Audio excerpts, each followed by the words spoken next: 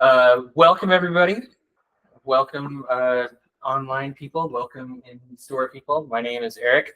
If my sound is bad, hopefully the online people will speak up and let me know. But otherwise, I'm going to just dive into this. Tonight, we're going to be talking about the Arbatel, specifically all of it. I guess generally all of the Arbatel, and we'll deal with some specific issues inside of it.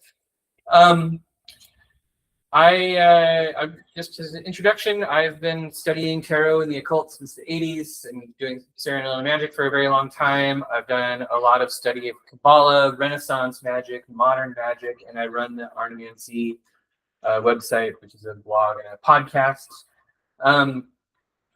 So tonight we are going to begin. We're going to begin with sort of giving an overview of the Arbatel. And then we're going to dive into some of the stuff that the Arbatel talks about. You know, the Arbatel kind of contains sort of a system of practice that stretches beyond the Olympic spirits. We're going to talk about what that is and what some of the prerequisites are. We are going to then talk about the Olympic spirits themselves. And of course, we'll talk about a little bit of math because Renaissance magic is filled with math, and it's easy, stupid math, so don't worry about it. We're then going to talk a little bit about spirit conjuration and spirit work, which is kind of core to the Arbatel's methods once you start getting into it. And then we're going to talk about doing grimoire work that removes some of the Christian elements. So we'll get into that possibly in that order, almost certainly in that order. I think it goes in that order. All right. So the Arbatel. It's a funny name. It kind of comes out of nowhere. Like on the cover of the Arbatel, the original Arbatel, it has the name in Hebrew, like a direct transliteration, which kind of implies that maybe it was a Hebrew name originally. And when you look at it, it has, okay, when you look at it and you can read Hebrew, it has like some Hebrew words in it. You know, Arba is the word for four. El is the name of God. There's an extra key in the middle that doesn't really mean anything.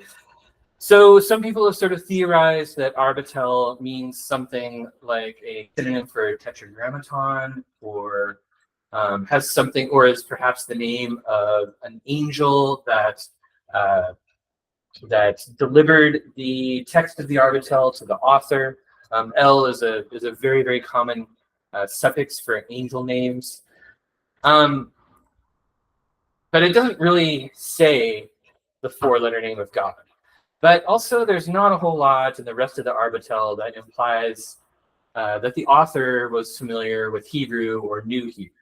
So they could have just been making something up, and maybe that's what they did. I guess that all sort of goes to show that there are theories about what the name is, but there's really no way to prove it, and nobody can really tell for certain. But definitely Arbatel is a book that claims to be about the magic of the ancients. The book itself, though, isn't that old. It was first published in 1575 in Basel, Switzerland, as part of Heinrich Cornelius Agrippa's opera. And we know that it wasn't written by Agrippa. Joseph Peterson theorizes that it was written by Jacques Gory, who lived from 1520 to 1576 and was a follower of Paracelsus. In fact, there's a lot of stuff in the Arbatel that has sort of a Paracelsian feel to it. Like whoever wrote the Arbatel was a follower of Paracelsus, or was a fan of Paracelsus's work. In fact, the Olympic spirits themselves are first mentioned in one of Paracelsus's books. Apparently, I have not read that, but that's what other people have said. Gory himself was French. He was an aristocrat, a philosopher, an occultist. He probably had like way too much money and way too much time. But we don't. There's no real evidence that he was the author. But Joseph Peterson puts together an argument that maybe that was the case.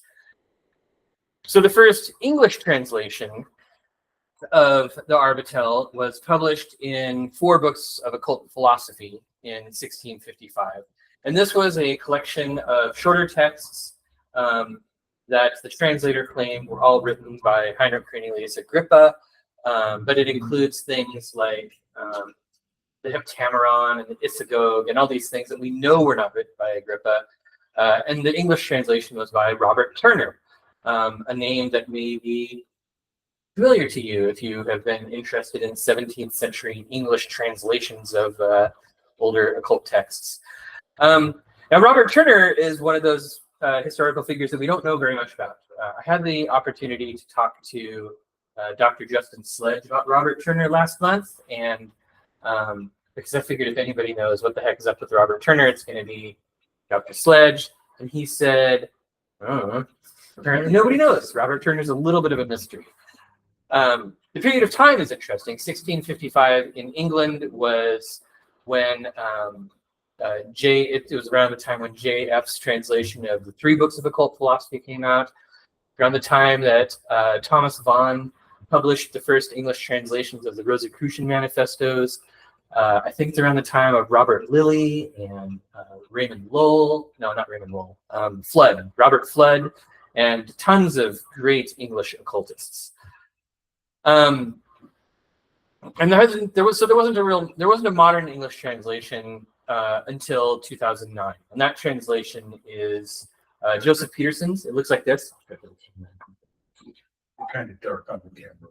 Oh well, sorry, camera people. But this is an excellent translation. It's a facing page translation, so it has the Latin on one side and English on the other, which is always really delightful. But it also does remind you that the Arbatel is an incredibly short book. It's not very big.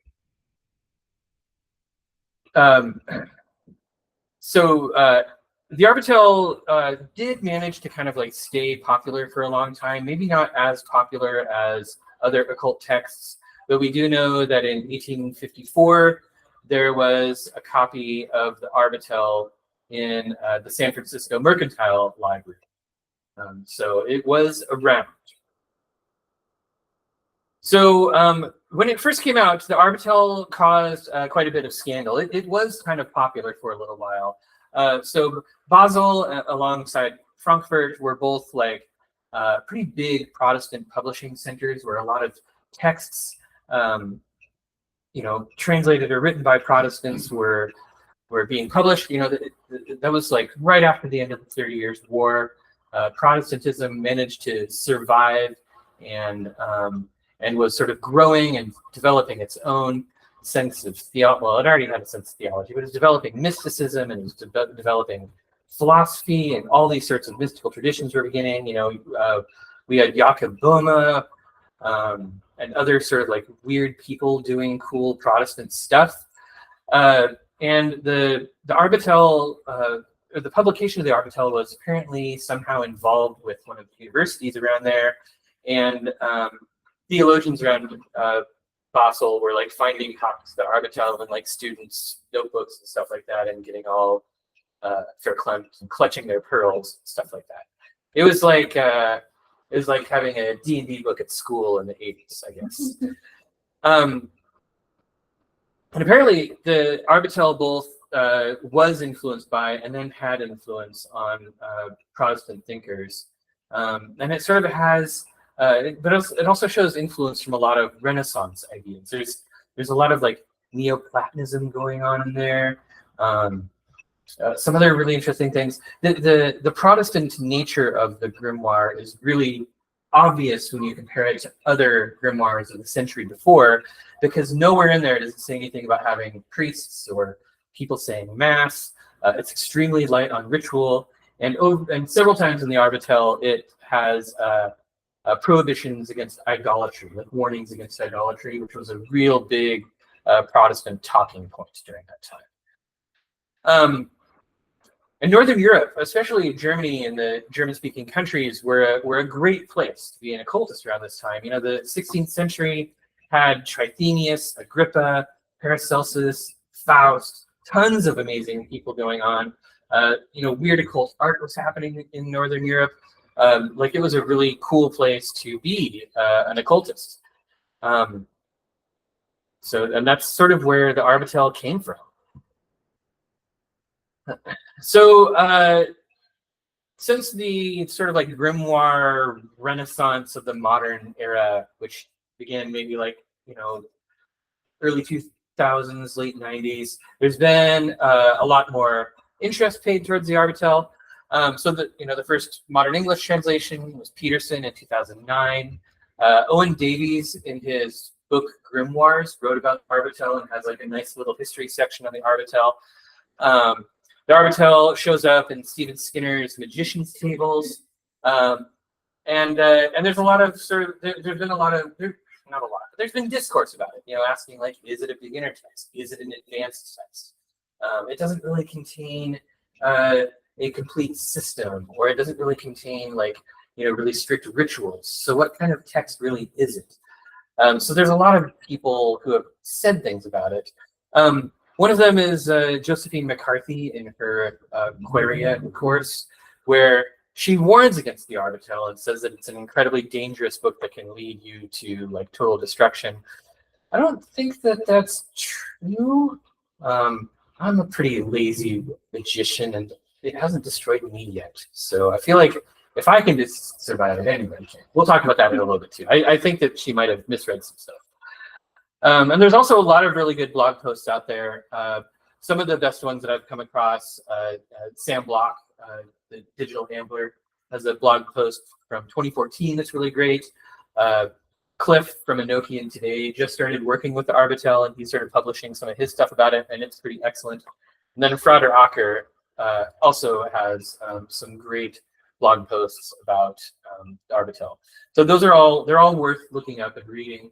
I think one of the things you'll find is that people, especially modern practitioners, they all have kind of their own take on the Arbatel and their own experience with it, and they don't always really agree with each other. And I think a lot of that is because, as we'll see in a little bit, the Arbatel really encourages a kind of like subjective mystical experience, and it's going to be hard for those to agree anyhow. All right, so the Arbatel, these are sort of some of the themes we're going to discuss. I should have 7 there, right? Like the Arbatel loves the number 7, and I only picked out 4 themes, so. Oops. We're going to talk about the importance of direct experience. The Arbatel talks about quite a bit. We're going to talk about piety, service, and attitude, which is sort of like a prerequisite for working with the Arbatel. The Arbatel has a really heavy emphasis on the process of learning and the understanding of what secrets are and how to keep secrets. Some of this is kind of tied into, there are hints in the Arbatel that is tied into the practice of the art of memory. So that's something to pay attention to. And then working with spirits takes up a big chunk of the Arbatel as well. And of course, the last and most important thing is the number 7. Arbatel is obsessed with numbers and has a very primitive, pre-scientific revolution view of mathematics and numerology. It talks about, there's 7 planets, there's 7 virtues and vices, there's the 7 liberal arts and sciences, the 7 Olympic spirits. There are 7 septenaries of 7 aphorisms each. There are 7 major secrets, 7 medium secrets, and 7 lesser secrets. Like 7 is the big number in Arbatel. And when it's not talking about the number 7, sometimes perhaps that's something to pay attention to. I remember this when I was reading it most recently, right around like in the early 40s. Not at the break of a septenary. One of the septenaries starts off like, we have only 9 septenaries left. And I'm like, hold on, that's not the number 7. What's going on? Or 9 aphorisms.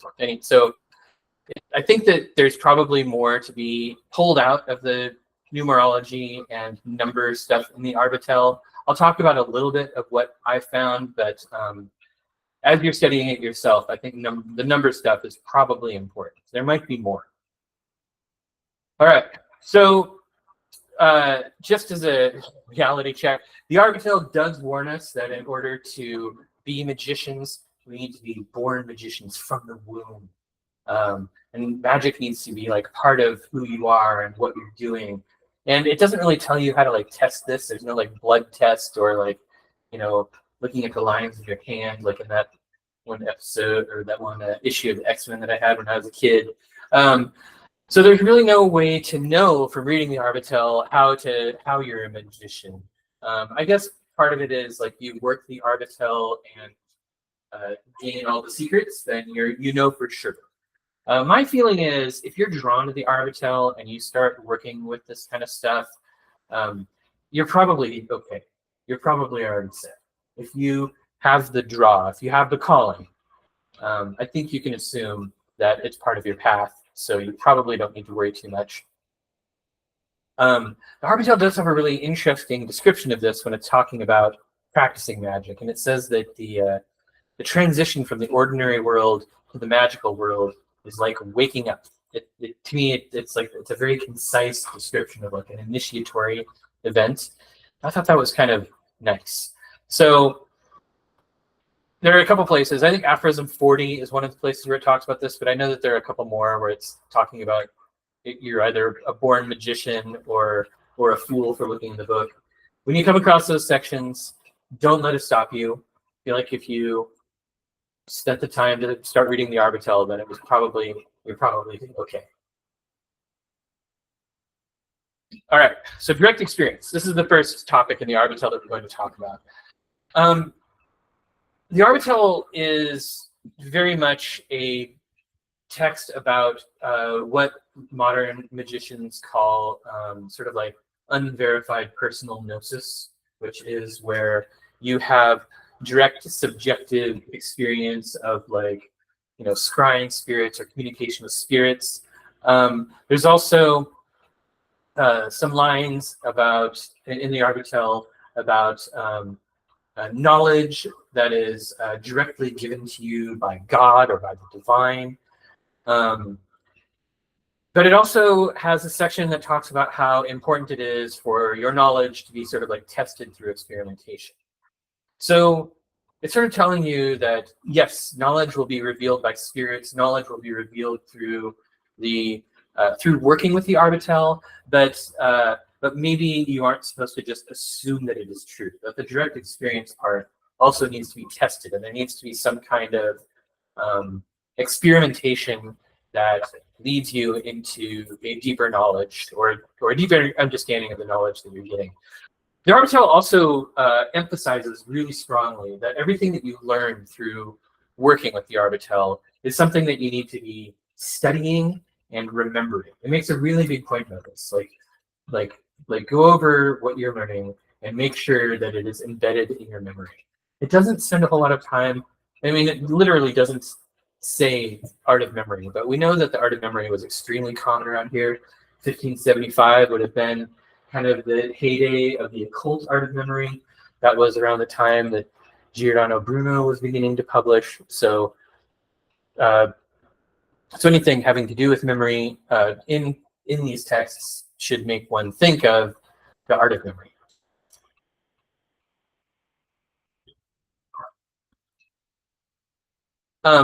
Another thing that happened, that last point, the differentiation between internal and external thoughts.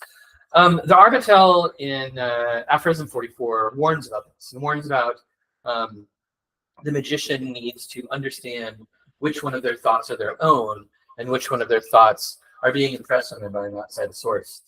Joseph Peterson's take on that line has to do with advertising and political messaging and propaganda and that kind of stuff.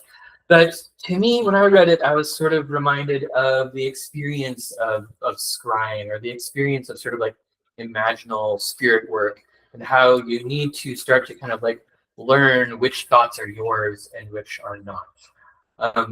So we'll talk about that a little bit later on also, but this is something that the Arbatel warns you about and then doesn't really give you the tools needed to do that kind of test, which is frustrating, but there's a lot in the Arbatel that's left as an exercise to the reader. Okay, this is the next. This is actually the topic that made me pay attention to the Arbatel. The Arbatel is unique in, or it's rare among grimoires, in that it emphasizes that the magician who is doing good work or working with, theurgical spirits needs to be following sort of a path of virtue. And it has sort of a list of things that magicians are supposed to be practicing. A lot of these are in the first Septenaries, so they're right at the beginning, but you'll find them kind of sprinkled throughout the book. One thing I would suggest as you do your next pass through the Arbatel is to just find as many of these things that it says a magician should be practicing and write them down. It's kind of a really typical list of virtues out of this sort of time period. Although most of the really esoteric virtue work was kind of happening around the same time in Safed with like Moses Cordero and stuff. But we won't talk about it right now. But the Arbatel talks about like these sorts of virtues that one's supposed to practice. Be conscientious, be upright, be consistent. There are all these little phrases in there. I paraphrase them, made my own words, but it sort of sounds like a list of divine attributes that you might find in some sort of Kabbalistic text, though the author of the Arbatel probably didn't have access to any of that material. Secrecy and privacy is given a really, really heavy emphasis, and there's a whole section in the Arbatel that talks about the importance of secrets, what it means to keep a secret, why secrets are so important to the work. And we'll talk about this a little bit because the secrecy in the Arbatel is sort of core to working with the Olympic spirits. The Olympic spirits give secrets that are individual to each practitioner. But there's also sort of like the general secrets. We'll talk about those a little bit later, but like the general secrets are sort of like the list of superpowers that the Arbatel is practicing or promising. Another really big one, I found this to be a really interesting wording, but there's a section in there that basically says that the magician will pray before undertaking any magical work. And I thought that was interesting. You see this in a lot. I mean, it reminded me of Freemasonry, honestly. Like Freemasonry kind of has that same thing. Like as a Mason, you are taught to never embark upon anything without, invoking the aid of deity. So I thought that was kind of curious to see. And then the other really important one was practicing loving kindness. Loving kindness is how I have lately been translating caritas, which is typically translated as charity, but charity doesn't really have the same feeling in English as it should. But loving kindness is one of the most heavily emphasized divine traits in a lot of texts that deal with this kind of stuff, and it's something that you need to sort of ponder upon and then figure out how to practice.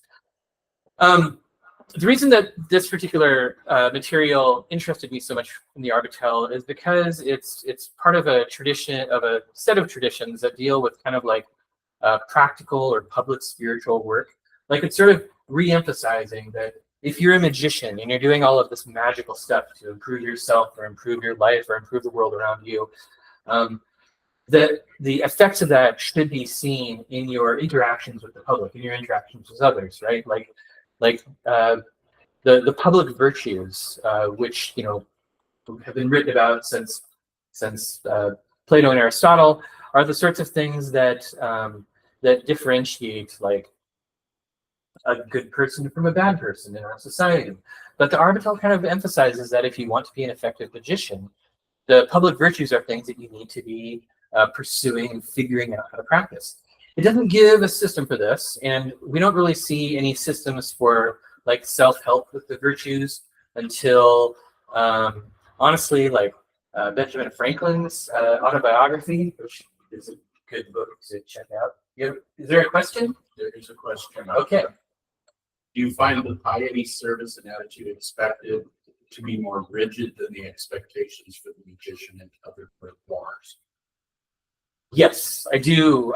In fact, I don't think you necessarily see it spelled out so explicitly in other grimoires. Like you see it a little bit in like the Key of Solomon and stuff, and you see it in a lot of grimoires that are like heavily Catholic, and but it always feels like they're sort of like covering their asses. Whereas with the Arbatel, it's sort of a prerequisite for the practice. But anyhow, for pursuing this sort of thing, I found that I had to go outside of the Arbatel. So Benjamin Franklin's autobiography has a system for increasing virtue and practicing all of these things. And then Musar, which is a Jewish system of sort of like mystical ethics that's sort of like esoteric Kabbalah. It's actually pretty easy to follow even if you are not Jewish. That's another really good place to look. But yeah, so that's kind of a prerequisite before you start working with the Olympic spirits. Do this stuff, and I think this is probably where Josephine McCarthy kind of had a weird reading. Like her reading of the Arbatel seemed to kind of focus on this sort of stuff, because the Arbatel just kind of says like if you're not doing these things, then you're being an evil magician. And oh, another question. Go ahead. Okay, I'm ready for another question. Let's see. Does the difference in piety and other strictnesses seem like it's a product of the Protestant area it may have come from? This is like see people want me to yell things. I'll tell them. Yeah, absolutely. I mean, for sure. You know, I would say that you know, I don't know enough about religious persecution in Switzerland. I don't know what was going on then, but things were awful in Europe. Like the 30 Years' War had just ended. The 30 Years' War killed 13 million people, mostly peasants, in Germany and German-speaking countries. And it was all over like, are the Catholics right? Are the Calvinists right? Or are the Lutherans right? So when things like this were happening, like it could have been something where they tried to present it this way to keep from being persecuted. It's hard to say.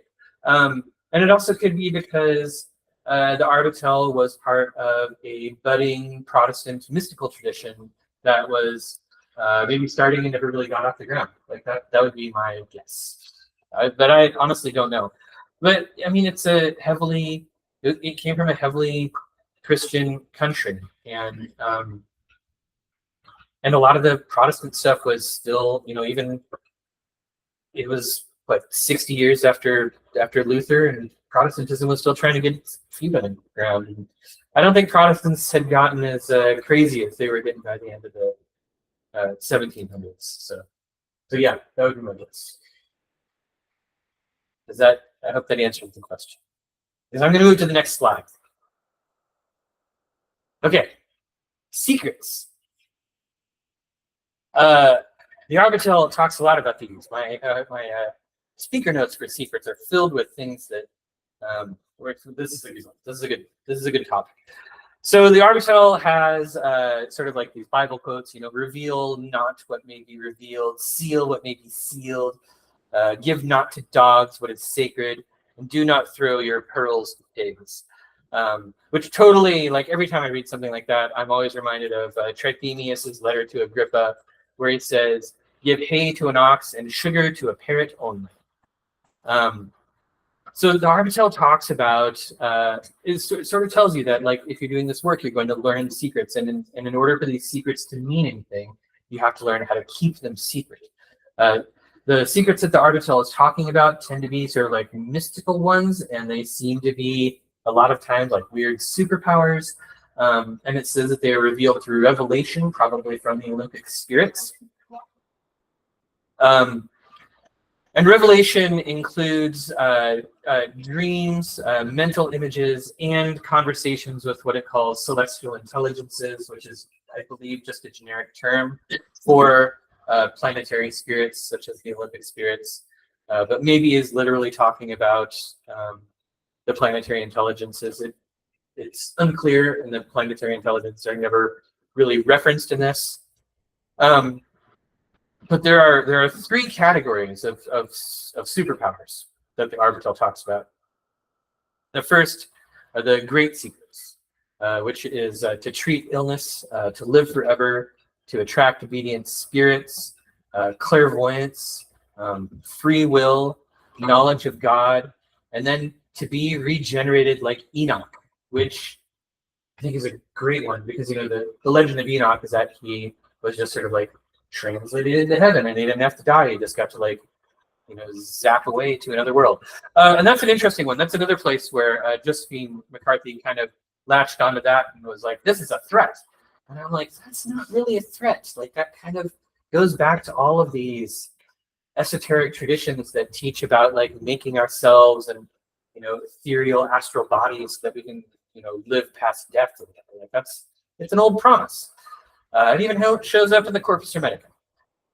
The medium secrets include alchemy, Paracelsian medicine, some weird stuff to do with machinery, natural magic, prophetic visions, a lot of sort of like basic craft skills, and also how to appreciate art. And then the lesser secrets are how to acquire wealth, how to establish an illustrious family and gather powerful friends around you, how to acquire military knowledge, leadership, success in commerce, philosophy, and theology. The lesser secrets are really interesting to me, not because I'm doing magic to acquire all of that stuff, but because it sort of sounds like something out of the Megaton, like the Goetic magic. So that's sort of like the categories of secrets that supposedly you are able to gain from the Olympic spirits once you start working with them. And it also goes on to talk about how the secrets are achieved by working with the spirits in specific directions. And this is kind of one of the only places where you get some really specific ritual. There's no real ritual about it. It's just saying, like, face this way when you're having your communication, and it helps you achieve those particular secrets. And that is, well, I should have written that down. I did not write down which aphorism that is, but it's after 18, probably. So those are the secrets. All right. So before we get into what the spirit working part of the Arbatel, we have to talk a little bit about the Arbatel's cosmology. The Arbatel kind of puts humanity at sort of the center of like a system of power. It says that the human soul is the sole producer of wonders. I just quoted that directly from Joseph Peterson. So if that is supposed to be a pun, it's his and not mine.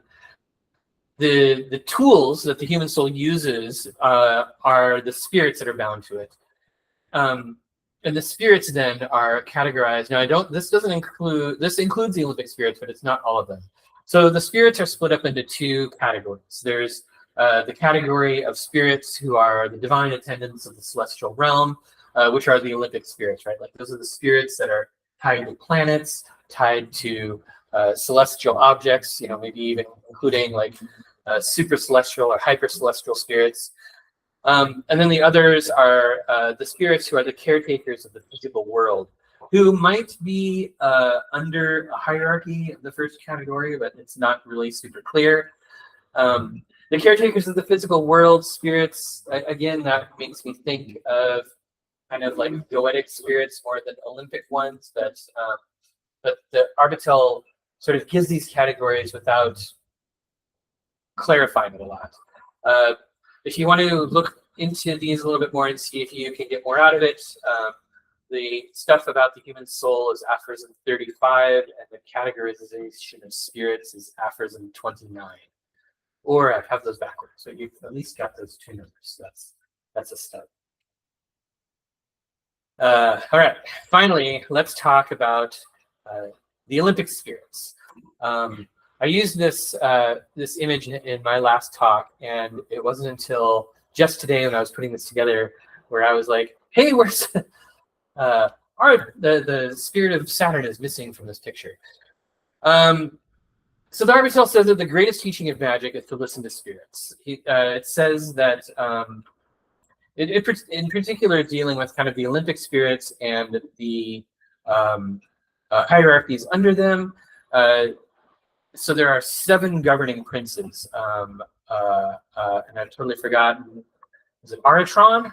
Let's say it. Aratron, who's the spirit of Saturn, Betor of Jupiter, Phaleg of Mars, Ophiel of Mercury. These are all out of order. Och of the Sun, Agath of Venus, and Fool of the Moon. Now the article then goes on to tell you that these names probably aren't right, and the sigils probably aren't right. It says that the spirits will reveal a secret, their name to each magician and a character, and then it sort of advises you to summon them by office instead of by name. We'll talk about that a little bit when we get into sort of like the ritual element of this, but it's basically sort of, I've read a lot of people's takes on this. My best success has happened when I have treated these sort of like a title, like, you know, the Betor of Jupiter, sort of meaning like the current ruler of Jupiter, or the spirit of Jupiter that's supposed to be talking to me, or whatever is going on. So using that as a title instead of a name. That's been the way that I've had the most success. Okay, and now comes my favorite part of the talk, where we're going to talk about some math. Because there's some numbers. The Arbatel gets into some numbers that are really, really reminiscent of spirit catalogs that you'll find in other grimoires, but it's really kind of half-assed.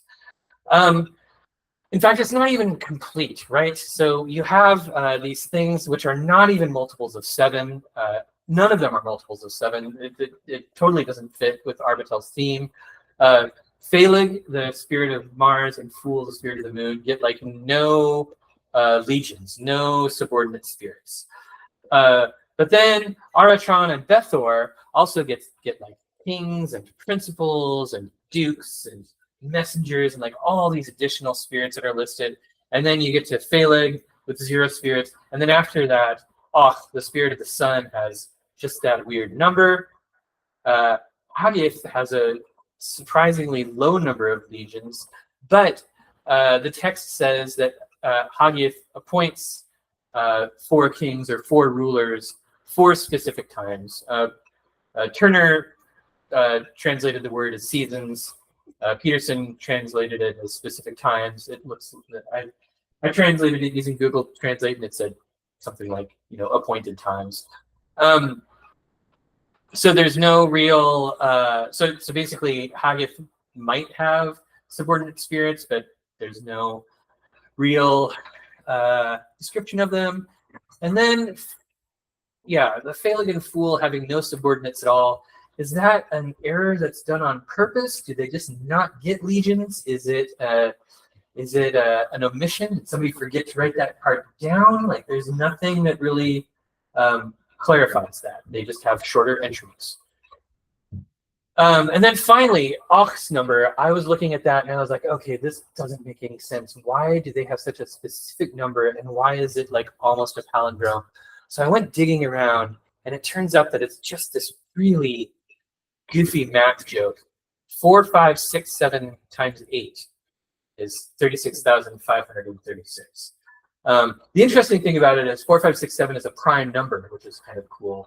I don't know, but again, it's hard to criticize the math of the 1500s, because the Arbatel was written before Kepler, before Newton. People who had really good math educations then were basically like 5th graders now. So maybe it's a math joke. I guess we can laugh at it. And I don't know if there's any specific significance to that. And this is the part where I'm going to bash on Stephen Skinner a little bit. So in the Magician's Tables, Sam Block wrote about this in his Arbatel blog post, and I was reading that the other day, and I was like, what? No way. So I went and I looked in the Magician's Tables, which is Stephen Skinner's Otherwise, really good book. There's a lot of amazing stuff in Magician's Tables. He has this theory that the Olympic spirit names were actually meant to be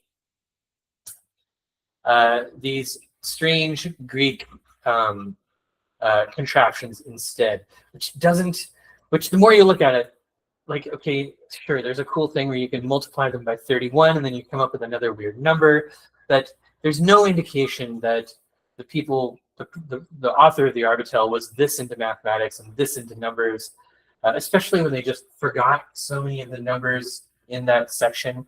And not only that, the one that really bugged me is the upper left-hand corner is supposed to be Phaleg.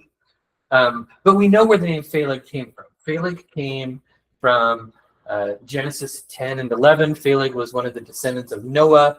The specific spelling that the Arbatel uses was used in the Septuagint and used in the Geneva Bible. And so we know exactly where that name came from, and it was not spelled like that. It was spelled different. So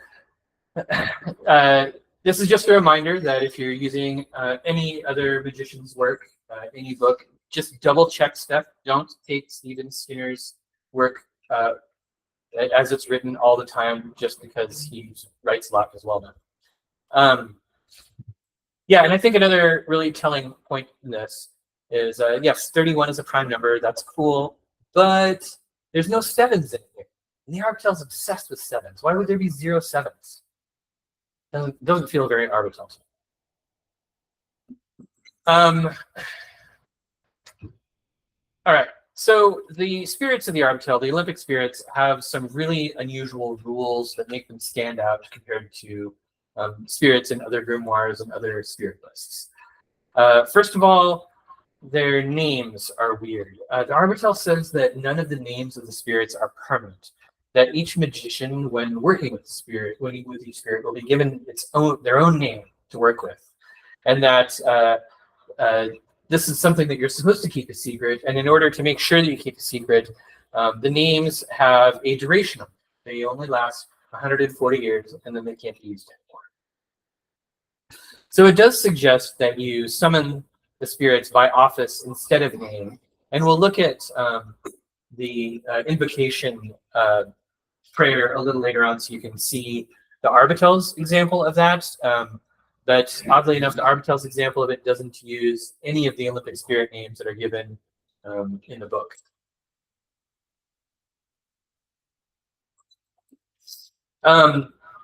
The characters, the sigils of the Olympic spirits were probably created using the Ike Bakar method, which I talked about in my Renaissance Sigils class. It's also called the Kabbalah of 9 Chambers. It was published and widely available at that time in Agrippa's 3 books of occult philosophy.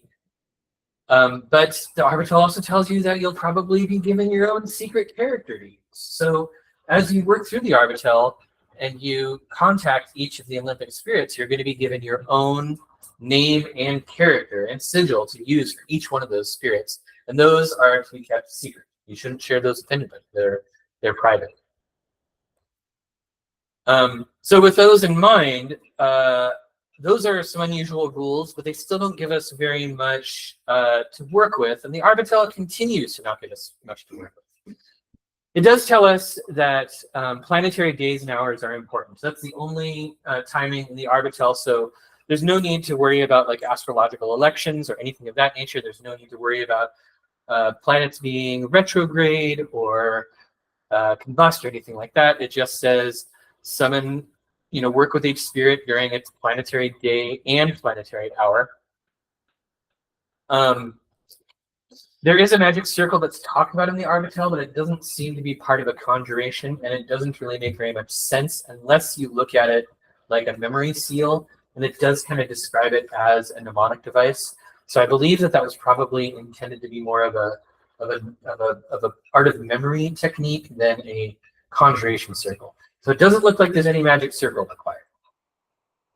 In fact, there doesn't really seem to be any strict ritual at all. There are just a couple of prayers given, and then sort of trust that everything's going to happen. Oh, a new question. Yes. Why use the Arbatel instead of only granting to the planetary day and hour? Are the offices and sigils more effective? Are they more effective? Well, it depends on what you're doing.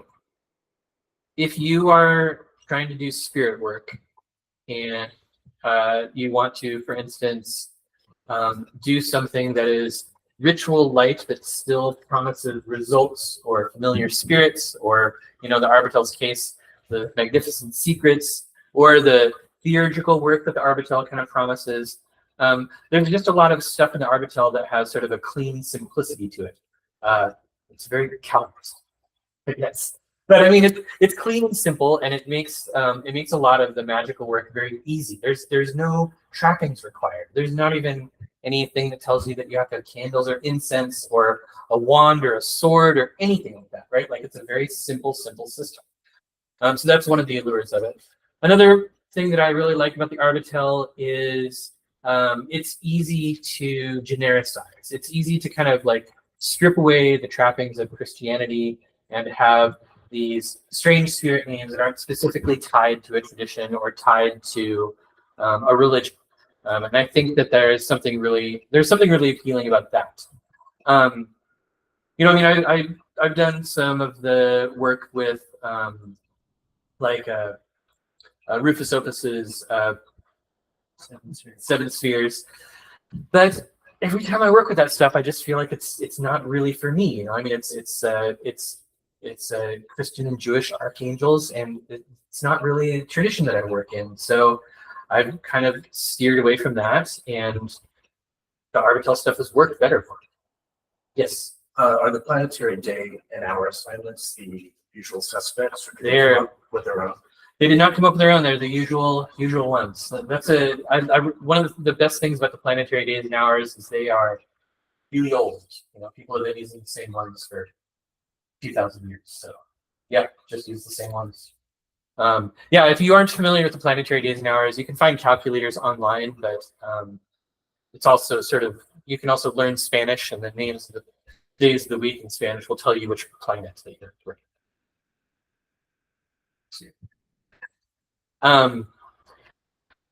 Yeah, so anyhow, since there isn't any ritual in the Arbatel, but people like direction, I will give you the simple frame ritual that I use.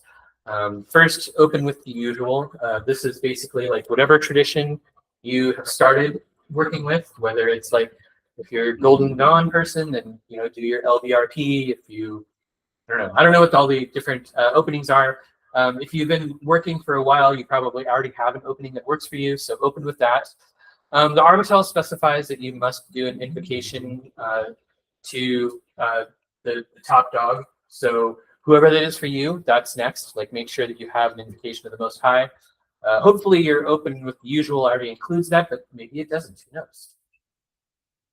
The third part is to call the spirit you are seeking to contact. There's a sample prayer in the Arbatel that we can modify and use.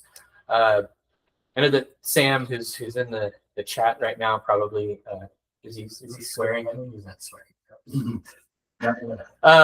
He has a really nice, really short prayer or call to the spirit in his blog post on the Arbatel that I think is pretty nice.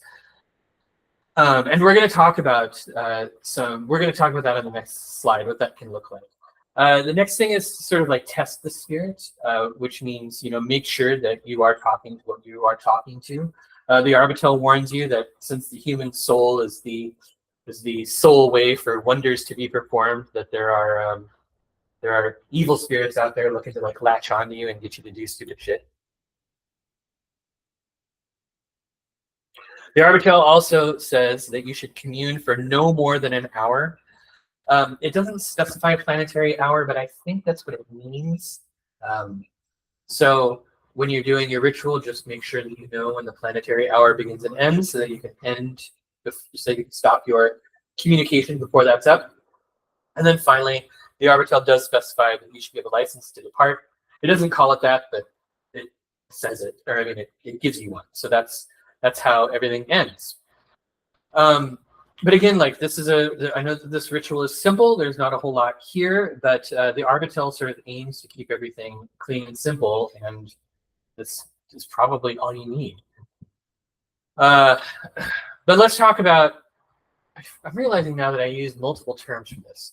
Sometimes I call this spirit work or spirit contact, but it is scrying. Scrying is, you'll find this sort of thing.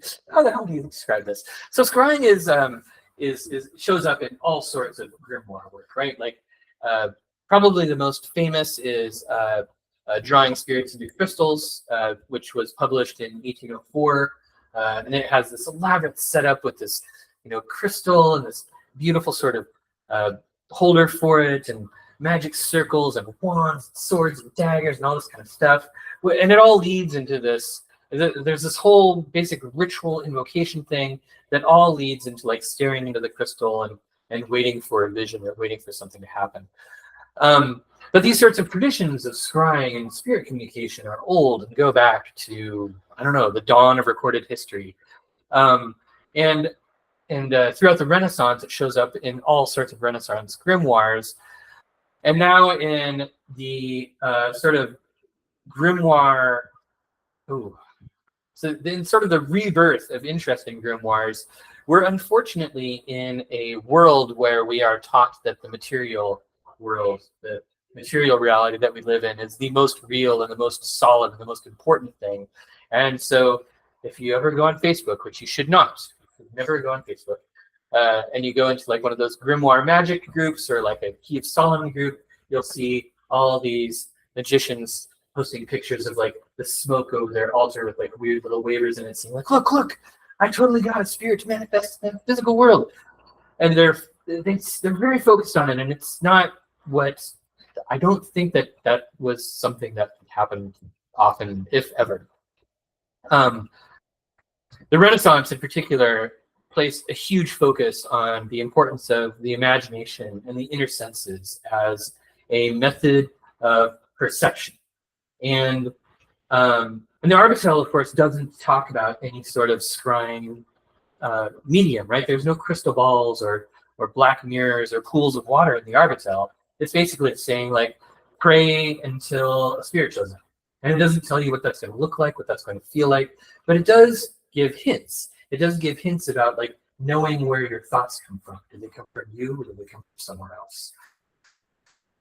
The Renaissance emphasized sort of not only like an image-based method of thinking, but a phantasmal apparatus, some sort of spiritual organ that existed within you that was your way of like seeing the true world, the imaginal world, or the world of forms, or something, that the astral that exists sort of around and above the material world. So the question is like, how do we, as modern people who have been taught that that the material world is the best place to live, how do we get to a place where we can have that kind of experience? Crystal balls are a great way to do it, and they are not only like a cool spooky prop to scare your friends. They are incredible devices for scrying. Bowls of water are great, especially if you have a shiny bowl, like if you have a silver-plated bowl that you put water in. That's a really good one to use. Anything that you can gaze into. You're not necessarily going to see anything in that. You might be seeing something in your imaginal realm. And we'll talk, I wonder if I made a whole slide about this. I don't think I did. Oh, it's in my notes. So one of the techniques that I've been sort of playing with as a way to sort of enhance your ability to separate your thoughts from imaginal thoughts, imaginal perception, is discursive meditation, which is also known as Ignatian prayer. That was Ignatius of blah, blah, blah. He actually lived, I think, in the 1570s. I think he published his thing on this in the 1570s too. But Ignatian prayer, discursive meditation, is where you create an imaginal realm or an imaginal place and you go and you hang out there in your imagination until something shows up. Maybe you'll have a topic that you want to talk about. Maybe you'll have a specific subject. In this case, one of the things that I've been playing around with is creating imaginal locations that are specific to each planet, right? So, like, if you want to talk to Haggett, the spirit of Venus, maybe you will go in your imagination to a lovely garden filled with roses where, like, lovers might meet. If you want to talk to the spirit of the sun, maybe you'll go to some like golden temple on a mountain filled with, solar symbolism and things like that. And then you hang out there in your imagination and you see what happens. Just use it as a type of meditation and see how it goes. Now, it also helps. I guess I probably should have mentioned this in the previous slide. You also need to have the sigil for the spirit. So, like, the first time before you've made contact with one of the Olympic spirits, you'll have the one from the Arbatel.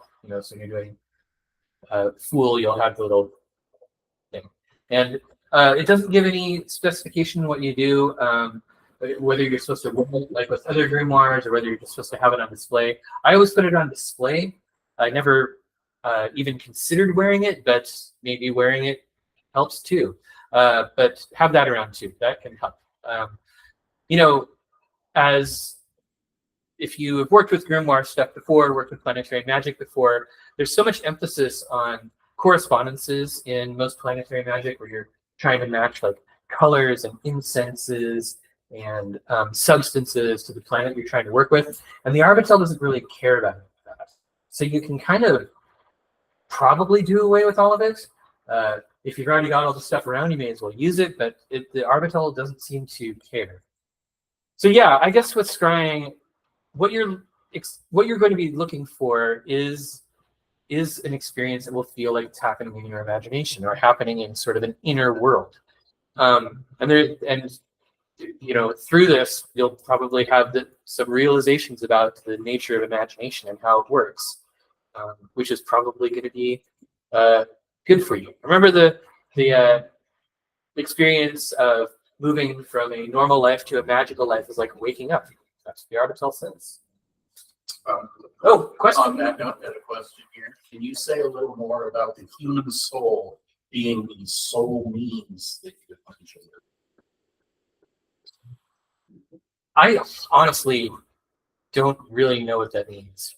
I mean, it sounds cool, but it also sounds like Renaissance humanism. I mean, that was kind of the whole thing in the Renaissance. What a wonder is man, Scorpius. That whole thing that like humankind was the reflection of the divine, that we were the manifestation of God in the material world. Like I think it might just be part of that Renaissance theme. I'm not really sure what it would mean more than that. And maybe it's one of those things that if I did know, I wouldn't be allowed to say because it's a secret. It's the Arbatel, right? Let's use that as an excuse for the question. Okay, so let's say you're scrying. Okay, so some advice to get this to work. Start with Fool, the spirit of the moon. The spirit of the moon, one of the responsibilities of the spirit of the moon in every Western system is they are the gateway to everything else. Think of like in Hermetic Kabbalah where you have to go through Yesod before you can do anything else. Like in any of these systems, if you start with the moon, you'll have a much easier time. The moon is literally like the governor of the imagination, so you have to go there anyhow. And once you make friends with the spirit of the moon, then they can act as a go-between or a stepping stone or an introduction or a helper to get you further into the imaginal realms. So start there. Keep working with the same spirit until you get contact. It might take a while. You have to learn how to trust your imagination. You have to learn how to, perceive the inner world. Is the volume too loud? So hopefully the people online can hear me through that. So keep working with the same one. That means every Monday morning you'll be getting up at the crack of dawn to stare into a crystal ball and That's just how it goes sometimes. And then, move your way through. You don't necessarily have to go in order, but starting with the moon is a really, really good idea. If you do manage to make contact, the first thing you do is you have to test the spirit. And that means basically figuring out if it's you talking to yourself or something else talking to you. If it's something else talking to you, is it a good guy? And if you are Christian, you can use the Jesus test, where you have them like swear something in the name of Jesus. Otherwise, I'm not really sure what the best methods are. I feel like you can just ask them 3 times and see what happens. But perhaps your tradition may also have some methods that you can use. But the spirit, so like, the Olympic spirits, since the name and sigil that you're using the first time you contact them aren't really their name and sigil, you need to ask them some questions like, how do you work with the spirit? What's the right name to use? What's the right title to use? What's the sigil to use? These are all excellent ways to test your imaginal faculty and see if you can allow images and sounds to come to you through your imagination. Basically turning yourself into some sort of strange medium. Actually, you were literally, I guess, turning yourself into a medium. But so those are just the things that you should ask the spirit in order to test it and make sure it is what it is. And through this, you might learn a lot of stuff. If you've ever read or had a chance to glance through Ashen Chassan's Gateway Through, it's a big blue book. Yes. Oh, good question. Sam, Uh-oh. your grandson, says, the test I tend to use, ask them to intone the name Iao in truth with you. I intone it and see whether or how they do it with me. If it feels like we're in sync, it passes. If it feels disharmonious, or if they refuse, that's something to investigate. Ooh, that's a good one. So Iao is a really, really old divine name. It's the PGM's version of the Tetragrammaton. So it's already like a god name that is used by multiple cultures and may just apply to the top dog no matter what your tradition is from.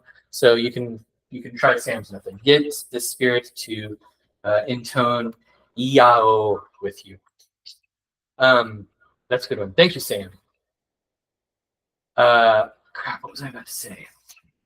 Oh yeah.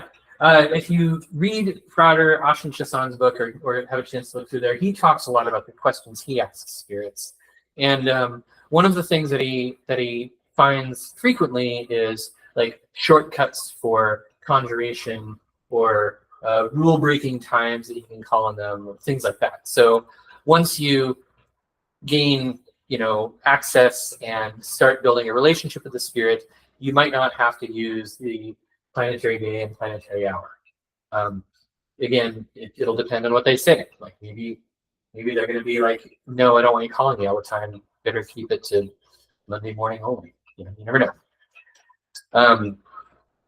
So yeah, so spirit work gets weird, and I wish that it was easier to give advice on it. And I wish that I could tell you that you're going to have a super easy time with it.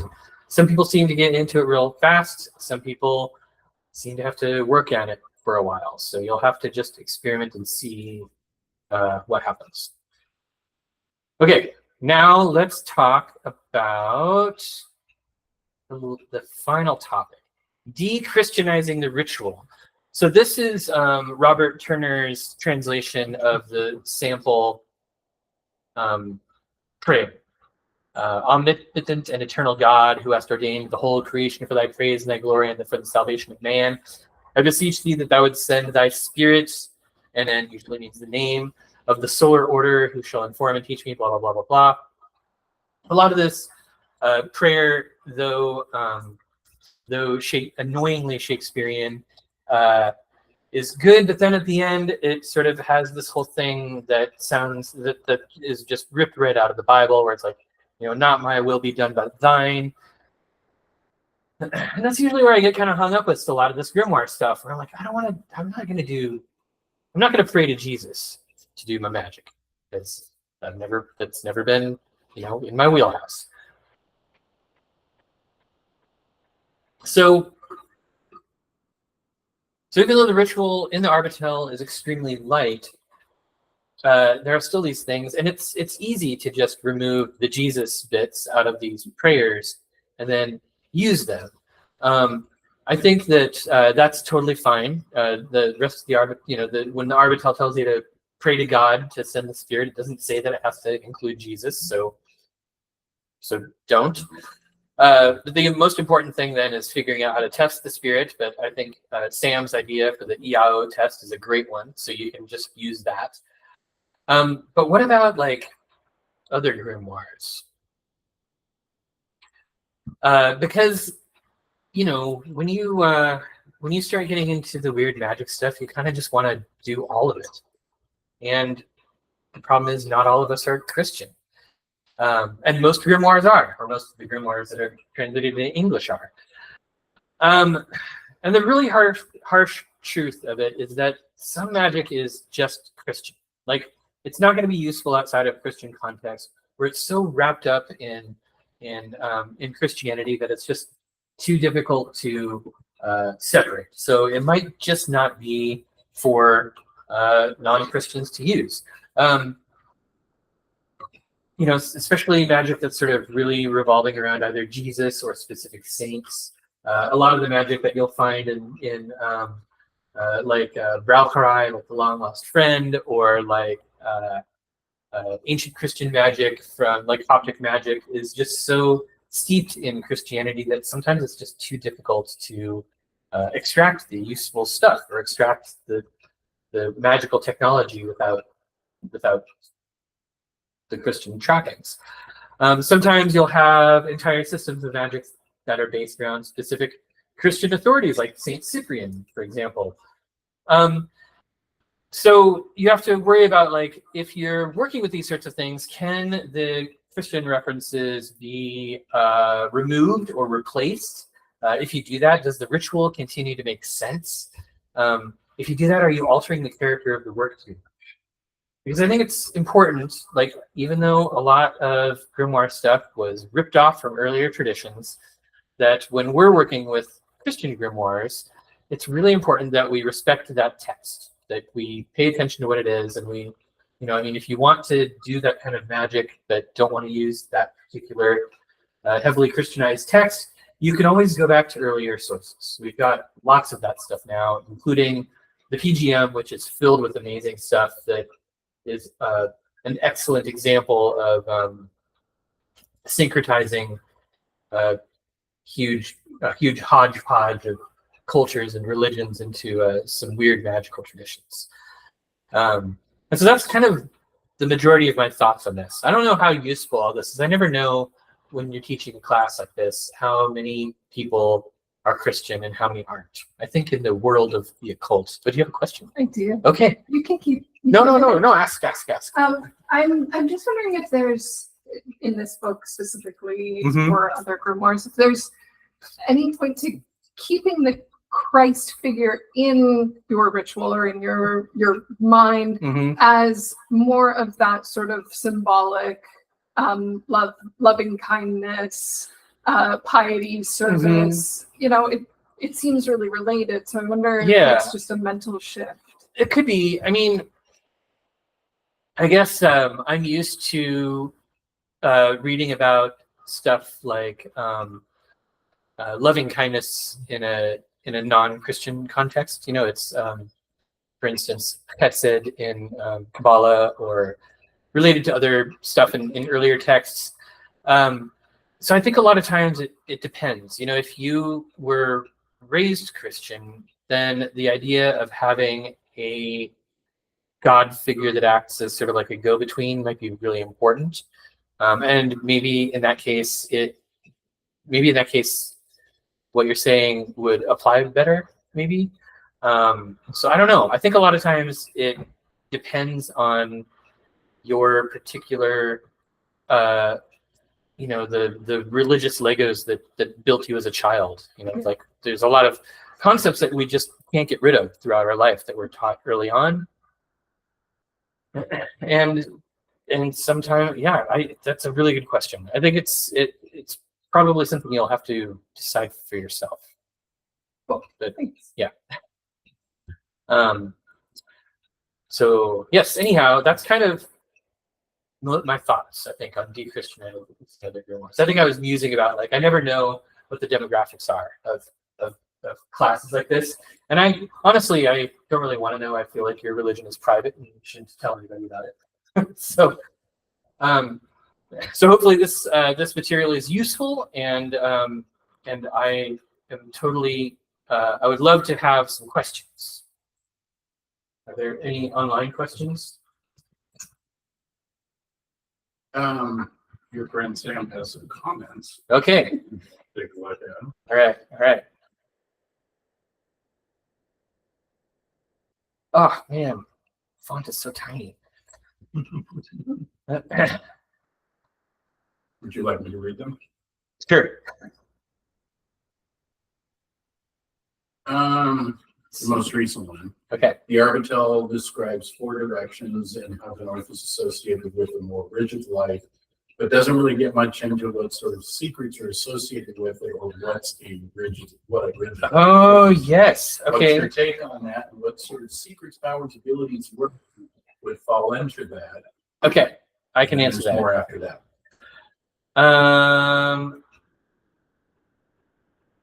Okay, wow, Sam, that's a lot of questions. Okay, hold on. I can handle that first one. Let's go back to that slide. All right. So here in this slide, we talked about sort of the 3 categories of secrets: the great secrets, the medium secrets, and the lesser secrets. And these are all enumerated in the Arbatel. Of course, there are 7 of each, because 7 is the most important Arbatel number. So when you look down here at the directions, the great secrets and the medium secrets are easy, right? Like there's a list of 7 for each of those. The lesser secrets, the Arbatel doesn't get into what the difference between a rigid life and strength are, but which means that you have to kind of like look at the lesser secrets and figure out which category they would fit into. I think like one of them is understanding military tactics. So that would probably go under rigid life, maybe strength. I don't know. I think you're just gonna have to probably use your own judgment on that one. But the other ones are split up pretty easily. The great secrets and the medium secrets are explicitly listed. Could it be discipline, a rigid life? I think that's what it means. It Just feels like like discipline. super disciplined. Yeah, that would be A my little bit different than strength per se. Yeah, I didn't look at the Latin for that. But if you have Joseph Peterson's excellent edition, it's got facing page Latin, so you can just look and see what the Latin means. That would be my suggestion there. So the other question, given that the Arbatel is explicit in the names of the characters of the Olympic spirits, are really meant to be magician specific, what do you make of their repeated use in various other grimoires that post-date the Arbatel? Just the lack of reading comprehension and another way to throw more spooky stuff in, or is it sort of a grimoire appropriation to use other grimoire Solomonic methods with something that I would say both of those. I would say that probably a lack of close reading. It's really easy to skim through a grimoire. I mean, we see this all the time with people who work with grimoires nowadays. You'll skim through the grimoire, use it as an encyclopedia, and ignore all the instructions in it. And I think that's probably what happened even in the past, because humans haven't changed. But also, yeah, I mean, I think both of those are really good guesses. The lack of reading comprehension, or the lack of reading. And then also just if you're making a spirit catalog, you want to include as many spirits as possible. So you better throw in as many as you can find. Just game card that calls that dark fluff. Dark fluff of the Renaissance. The dark fluff of the Renaissance. I like that. That's going to be the name of my death metal band. just so there's a guardian of the Arbatel, and that if you read past the dark book, that's when you might run into some issues with your constitution. See, I saw that, and then I've read through her lessons on the Arbatel. She does that thing about the guardian of the Arbatel, which it's not something that I've encountered, especially since it seems like some of her stuff seems to be a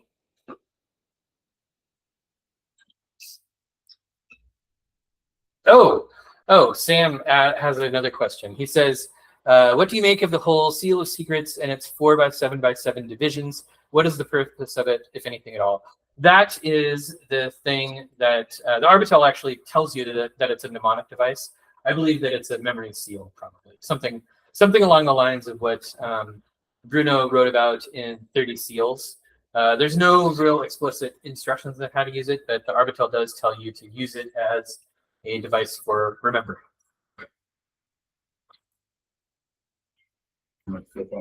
Okay, yeah. So your remote people can see your face. I didn't realize it was that dark. We need to get a ring light. No, I just need to remember to bring in the camera. Thanks, Sam. Yeah, so that the Seal of Secrets, I can't remember which chapter it's in, but it's like the only real this thing. It's impossible to draw on the ground. There's way too many lines, and it literally just tells you that you can use the diagram as a mnemonic device. It's right there on page 61. So, yeah. Any more questions or anything? Yes. Yeah, this isn't necessarily related specifically to the Arbatel, but I'm curious just what you think. How do these sort of documents come into existence? Like, is it based on previous spirit contact? How do we get their names, things like that? And it's always like a question to me when I see these memoirs, and it's always mysterious who wrote them and how did they work. Well, that's a good question. I think, like with the Arbatel, we have some hints. Like there's tons of Bible quotes in it. We know that it's got a lot of references to Paracelsus and Paracelsus's work. But it also puts a lot of emphasis on direct experience and spirit revelation. So I think if I were to theorize with the Arbatel, I would say that it's probably a combination of Paracelsus and Protestant mysticism and revelation. That would be my guess. And I don't know. I don't think we know where all the spirit names came from. The only one that's really familiar to me is Phelan. Yeah, there's no.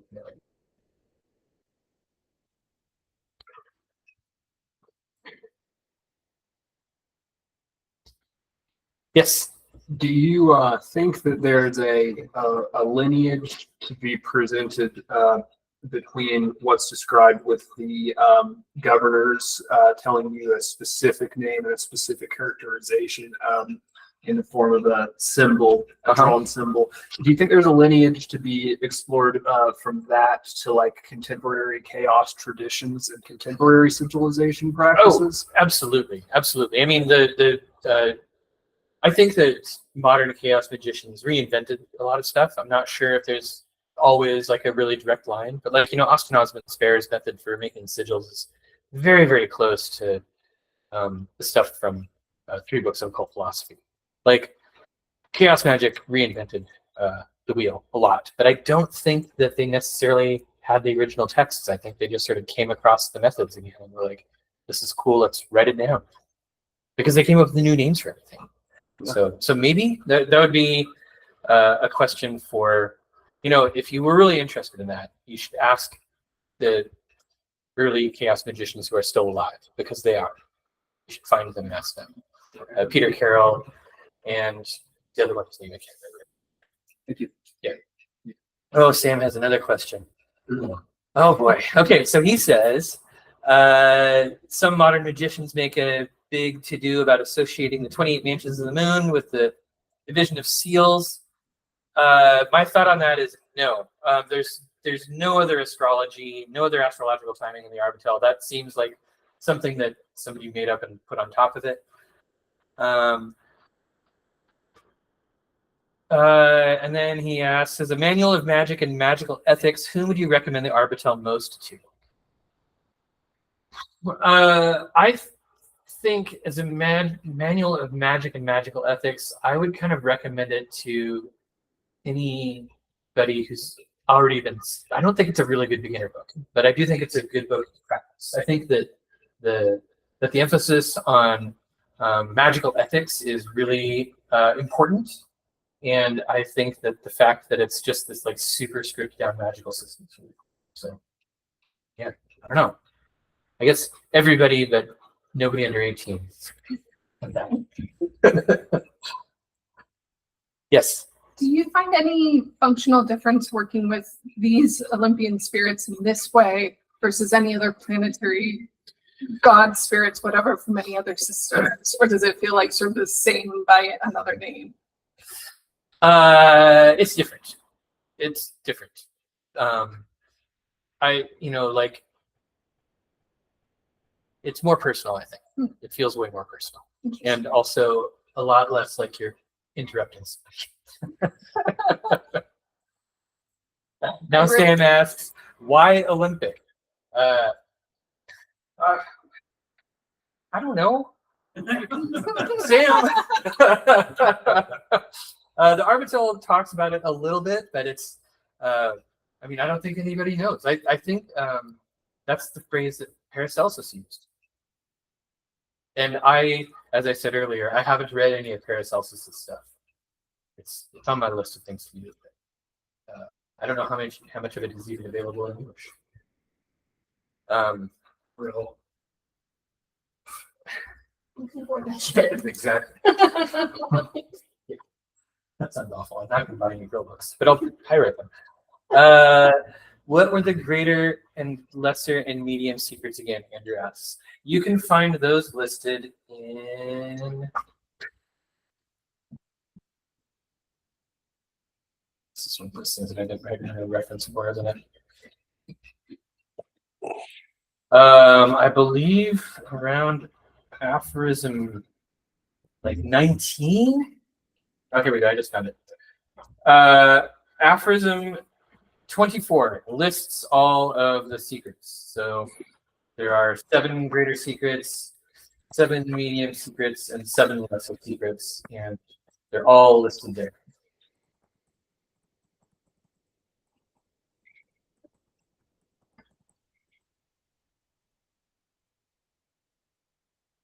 Yeah. Okay, cool. Well, any more questions? Except for Sam, he used on all of his questions. It does not look like we have any more questions. All right. Well, thank you, online people, for coming. It was great to see such a big online crowd.